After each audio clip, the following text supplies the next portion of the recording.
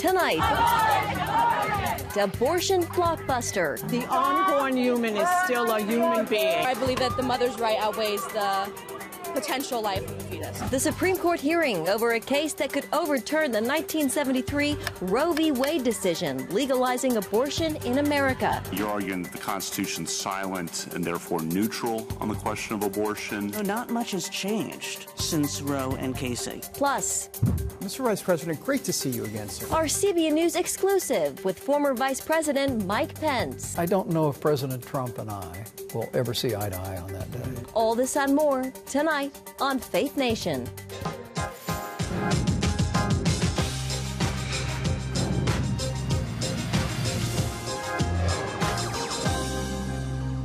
The future of abortion in America now in the hands of the Supreme Court. Good evening, I'm Jenna Browder. The debate over abortion has long divided America. In 1973, the Supreme Court legalized the procedure in its historic Roe v. Wade decision. Today, a case considered the biggest challenge to Roe was brought before the High Court. And tonight, pro-life advocates are feeling hopeful. We have Faith Nation team coverage of the case that brought out activists from both sides. Senior Washington correspondent Tara Merchiner is outside the Supreme Court. But we begin with Senior National Affairs correspondent Heather Sells with a recap on the historic argument before the justices. Heather. Yeah, thanks, Jenna. Quite a day. The question before the court is whether Mississippi's law that bans abortion before viability is constitutional or not. Today, the justices heard from and they questioned three people: the state solicitor general arguing for the law, a lawyer for the state's one and only abortion clinic, and the U.S. Solicitor General also arguing for the clinic. The Supreme Court is now packed with 6 conservative-leaning justices who appear poised to uphold the Mississippi law that bans abortions before viability. Nowhere else does this court recognize a right to end a human life.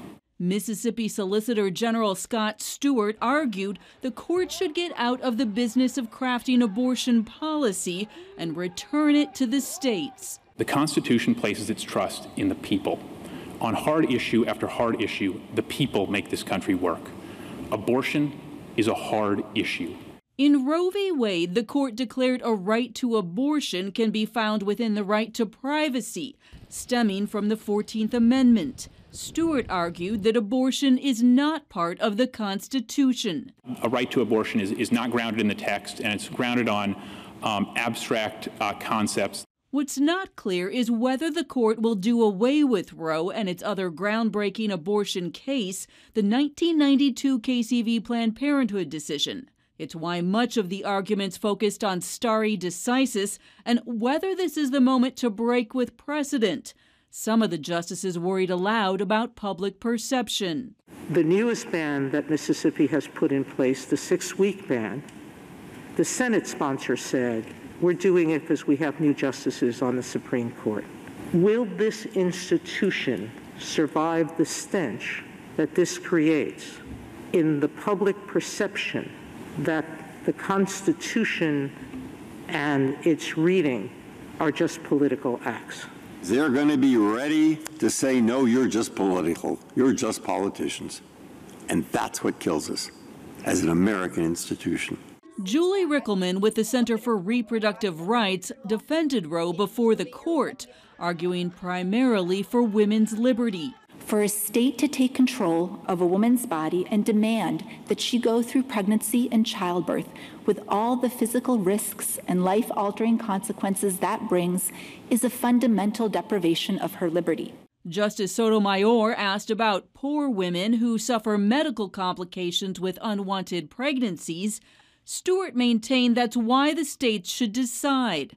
And Justice Barrett noted women with unwanted pregnancies have the option of adoption. Why don't the safe haven laws take care of that problem? That would answer the reliance concern. Rickleman argued that women have come to rely on abortion and need it for success in education and work.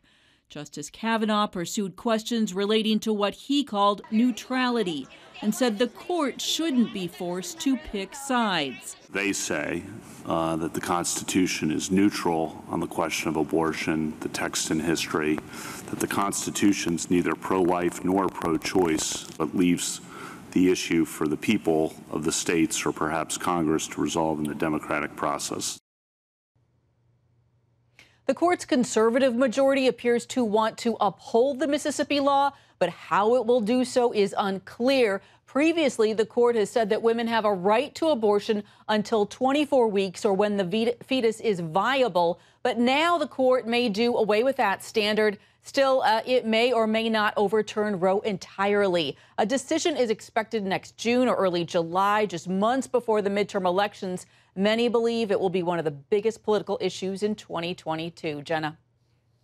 No doubt. All right, Heather, thank you. Well, while the merits of the case were being argued inside the court, outside, both pro-life and pro-choice protesters gathered, each side calling on the Supreme Court to rule in their favor. Senior Washington correspondent Tara Merchner is at the court tonight. And Tara, you've been out there since early this morning. Take us through the day. Jenna, things are pretty much wrapped up at this point, but this morning folks started showing up at sunrise, most of them believing this is an all or nothing fight. Now, there was thousands who came here. Some prayed the rosary, some with a more loud and dramatic outcry against the overturning of Roe v. Wade. Ultimately, they were in front of the high court as the justices consider the most serious legal challenge to Roe v. Wade in 3 decades. The case has sparked passion, concern, or optimism, depending on which side of the debate people fall, resulting in dueling rallies as the high court heard the opening arguments in this case. Some traveled from all over the country to be here. Many pro-life ralliers told me they have high hopes for the outcome of this case. This is a historical moment for the pro-life movement. I think that we need to speak out against this outrageous slaughter of innocent human beings. We all know it's a human being, so let's help everybody. And that's where Feminists for Life says women deserve better than abortion.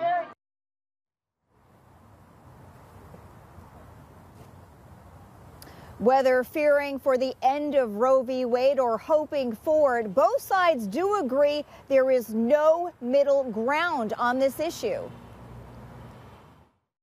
This case means a lot of danger for a lot of people. I believe it's a woman's choice to choose whether or not she wants to carry a fetus to term or not, and whether she wants to have a family or not. We know women are the pillars in our families, and sometimes women have to make hard decisions. Now, no outcome of this case is expected to be announced until at least June. But meantime, Jenna, there's going to be plenty of speculation about how the justices will rule. And joining us now from Capitol Hill, Senator Todd Young of Indiana. Senator, welcome. It's great to have you with us. How hopeful are you the Supreme Court will essentially strike down Roe v. Wade? Listen, I'm very hopeful. As I walked into work this morning, I saw scores of people, some of them from Indiana, who descended on our nation's capital, and they're standing up for the rights of the unborn. Today, of course, the Supreme Court is going to hear this landmark case regarding Mississippi's law to protect life from 15 weeks on. And I think they'll uphold that law. The real question is, are they going to strike down, as you indicated, the precedent established by Roe and by Casey? And I think they will make that decision because that was a poorly reasoned decision. And I think the court will recognize that this is a decision properly left in the hands of the people through their state legislatures. Yeah. Abortion, such a hot button issue right now. We saw under the Trump administration, a very pro-life administration. In the Biden administration, how have you seen policy shift in terms of abortion, Senator? Well, listen, clearly this administration is beholden to their far left base. And that's unfortunately where their attention has been. Though President Biden said he was the moderate in the race, very early on we learned that wasn't the case. Instead, it's left-wing ideologues and interest groups that seem to be steering his agenda. So I don't think that they'll be upholding the sanctity of life at all stages of development. In contrast, what we've seen from previous Republican administrations is upholding the Constitution of the United States, and that's really what this case and others are about. If we follow the Constitution, if we put this question back in the hands of the people, then I think the American people, their hearts can be changed, and we'll have a real opportunity to affect change and protect every human life. Yeah. So while abortion is taking, center stage over at the Supreme Court, all of you in the Senate are focused on the debt ceiling. Mitch McConnell has said he won't help Chuck Schumer this time around. Senator, what do you think? Should Republicans help Democrats this time? Well, I think our leader has taken the right stand. Chuck Schumer and the far-left Democrats have proven themselves well-equipped to handle passing legislation and signing it into law on their own. So why should we help them raise the debt ceiling after they've incurred trillions of dollars of debt by spending recklessly and increasing taxes on rank-and-file Americans? I won't be part of it. Anyone who pays attention to the political climate in Washington, D.C. can see it's very divided. It's a very partisan political climate. You've warned against increased tribalism. Senator, what needs to be done? Listen, we need to take principled stands and let our constituents and colleagues know where our red lines are. But we shouldn't let those red lines obscure the many opportunities we have for common ground and common agreement. There are a number of Democratic colleagues with whom I have personal friendships, and I think it's our civic responsibility as elected officials to try and find that common ground. An obvious area is in the area of national security and teaming up to resist the malign activities, dangerous activities of communist China. I think soon we'll be voting on some legislation that will impose a diplomatic boycott on the Beijing Olympics. These are the kinds of things that the American people want us to work together on. But when it comes to fundamental issues, life comes to mind, we have to stand our ground. All right. Senator Todd Young of the great state of Indiana, it's great to have you with us. Thank you so much. So good to be with you. A day of infamy for the Trump administration, and the one thing the former vice president and his old boss will likely never agree on. CBN's exclusive interview with Mike Pence, next on Faith Nation.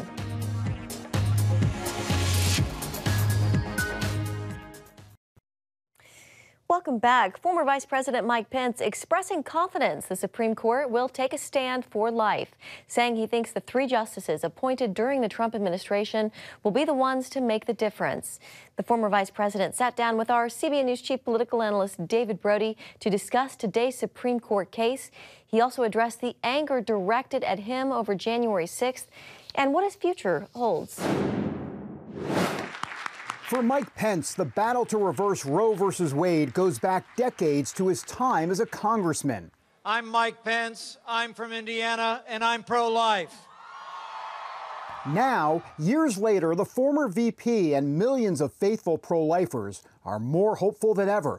They believe the Dobbs v. Jackson women's health case, now in the hands of the High Court, could finally help reverse the landmark 1973 decision legalizing abortion. Mr. Vice President, great to see you again, sir. Great to see you, David. Thank you. In our exclusive interview, Pence expressed confidence in key members appointed to the Supreme Court. President Trump had me interview all of the finalists for the Supreme Court. I was able to spend time with Justice Brett Kavanaugh and Justice Amy Coney Barrett and Justice Neil Gorsuch before they were appointed. Right. You feel confident. And I will tell you that they are men and women of integrity and conviction, and I'm just going to be joining a great chorus of Americans that will be praying that they have the courage to seize this moment for life. You and I have talked about this before, the disappointment. Those are your words about John Roberts, that he has been a disappointment. How concerned, how worried are you about him? Well,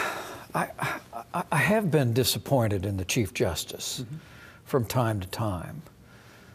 But on the issue of life, he's shown some consistency that gives me hope that there's a possibility that the Chief Justice could join the 5 members of the conservative majority on the Supreme Court to give us a fresh start for life. But since he and Donald Trump left office, they have seen a total reversal of their pro-life agenda. President Joe Biden is leading the most pro-abortion administration in American history, which sadly follows the most pro-life administration in American history. I mean, to look at Joe Biden's career in the Senate, where for decades he supported the Hyde Amendment, which bans taxpayer funding of abortion, and now to see his administration proposing and supporting an overturning of the Hyde Amendment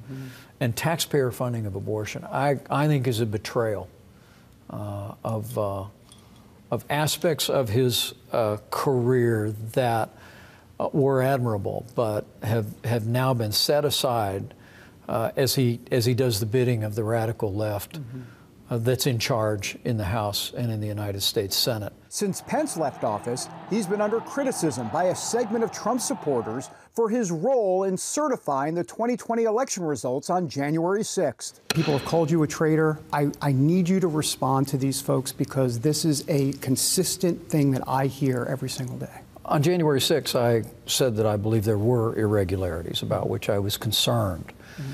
And I wanted them to have a fair hearing before the Congress.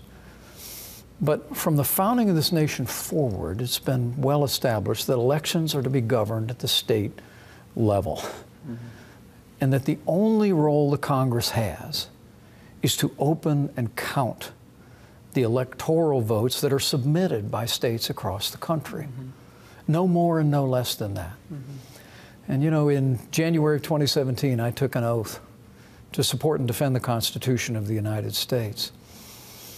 The Bible says in Psalm 15 that he keeps his oath even when it hurts.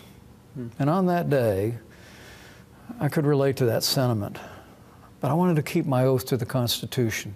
I know in my heart of hearts that on that day, we did our duty under the Constitution. I don't know if President Trump and I will ever see eye to eye on that day. Or that many of our most ardent supporters will agree with my decision that day. But I know I did the right thing. So what about his next decision regarding the future? Mike Pence travels to New Hampshire this month, which fuels speculation of a presidential run. But what if Donald Trump enters the race? You know, David, you and I have known each other a long time. Yeah. And I will tell you that for right now, my focus is entirely on doing everything in my power to support the conservative cause and win back the Congress and state houses all across this country in 2022. We'll let the future take care of itself after that. And I promise to keep you posted. And then in the years ahead, I'm confident. I'm confident that our party and our movement will choose the right leaders and the right voices to make our country strong and great once again. Mike Pence taking it one day at a time, and right now, winning on the life issue at the Supreme Court is the top priority. David Brody, CBN News. Up next, the COVID crisis in America. The latest on the Omicron variant when Faith Nation returns.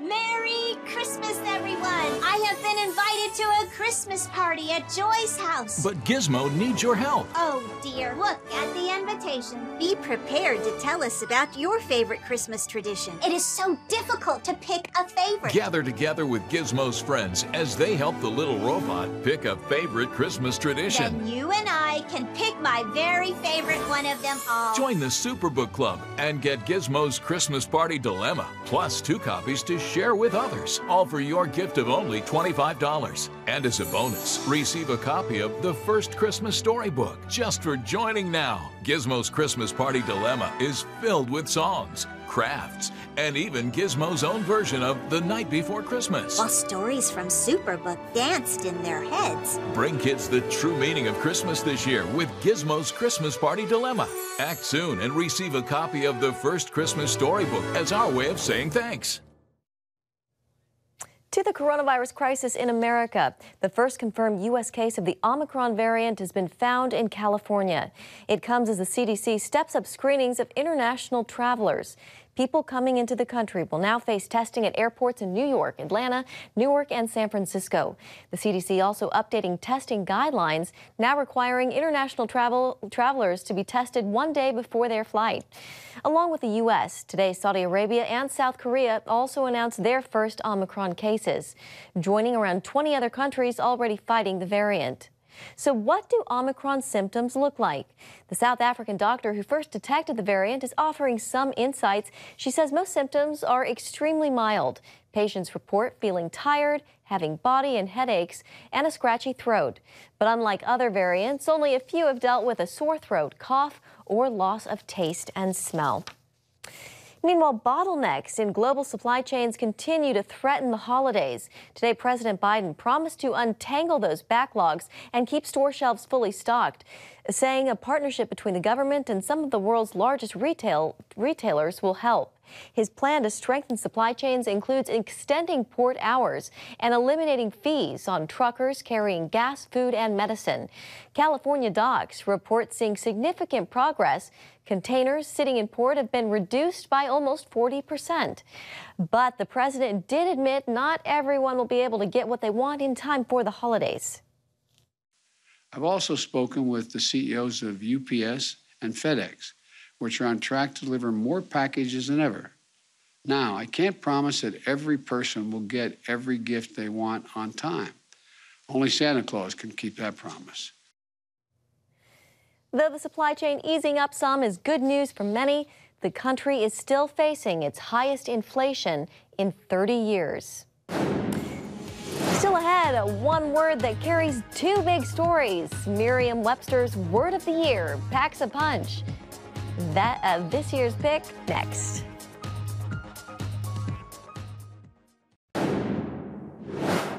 Welcome back. Well, this is a look at the White House here in Washington, D.C., all decorated for Christmas and adorned with a red bow in honor of World AIDS Day, which takes place every December 1st, and it looks beautiful. Well, finally tonight, Merriam-Webster's dictionary has chosen the 2021 Word of the Year. And like 59% of inoculated Americans, it went with vaccine. The publishing company picked the word based on search numbers. People looking up the word vaccine up 600% from 2020. Since entering the English language, the word has held importance as a medical term. But unlike years past, it's also now politically divisive. Webster said that merited a new and improved definition, updating its entry for vaccine earlier this year. And that's going to do it for Faith Nation. Thank you for joining us. Have a great night.